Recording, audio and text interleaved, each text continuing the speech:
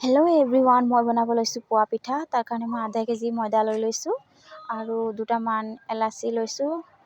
এলাচি দুটা মই গুড়ি কৰি দি দিম আৰু চেনি দিম। চেনিখিনি মই আপোনালোকে যোনে যিমান মিঠা খায় সেই হিচাপত দিব।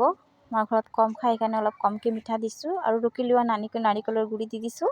এক চিকুট নিমখ দিম আৰু নিমখ দিয়া হৈ গ'লে মই গৰম পানী দিম। গৰম পানী দিখিনি মিক্স কৰিব লাগে। গৰম পানী দিম। বেটাৰটো অলপ গাঢ়াকৈ হ'ব লাগে।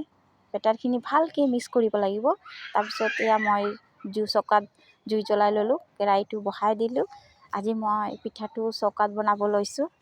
শীতৰ দিনত চৌকাত বনাই খাবলৈ ভাল লাগে। মই আকৌ একবাৰ বেটাৰখিনি চেক কৰি লৈছোঁ। এয়া ভালকৈ বেটাৰখিনি গাঢ়া হৈছে নেকি না পাতল হৈছে মই চাই ল'লোঁ। ঠিকেই আছে মোৰ পিঠাৰ কাৰণে।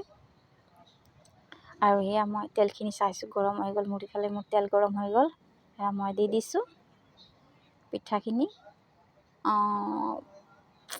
চিট নাই খোলা দেই, মোৰ ফাৰ্ষ্ট টাইম মই বনাইছোঁ, ইমান ভালকৈ নাই হোৱা।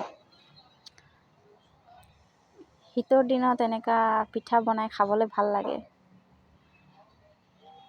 মোকতো বহুত ভাল লাগে এনেকুৱা বনাই খাবলৈ, আৰু দিবলৈও ভাল লাগে, খাবলৈও ভাল লাগে।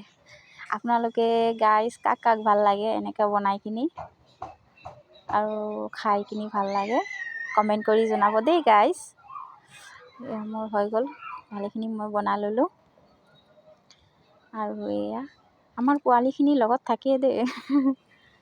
এয়া মই চেক কৰিছোঁ, হৈছে একদম স্মুথকৈ হৈছে। চব গাইজ ভাল লাগিছে, খাবলৈও বৰ টেষ্ট হৈছে।